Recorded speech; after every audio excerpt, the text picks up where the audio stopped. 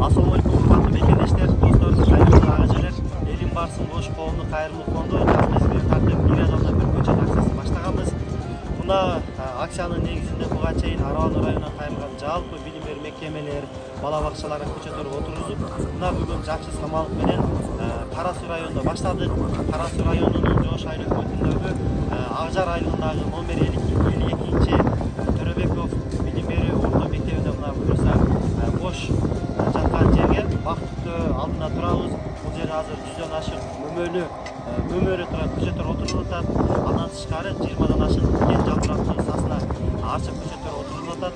Албетте ушунун баарын колдоп аткан Мамражапов Кубатбек агабызга терең ыраазычылык билдиребиз. Агабыздын колдоосу менен бүт баардык көчөттөр алынды. Иншаллах жаратылышка, жерлик кыртышына жана мектептин базасын чыңдоого чоң салым болот деген ишеништебиз.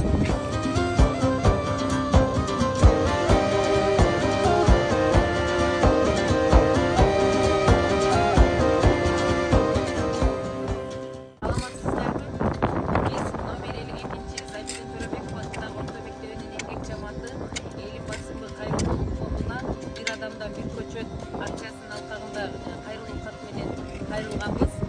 Ушул ыйык Рамазан айынын орозо күндөрүндө насип эткен экен. Бүгүн элим барсында Кайрымдуулук жана арчалардын жардамында элимдин мектептин алдына эгип жатабыз.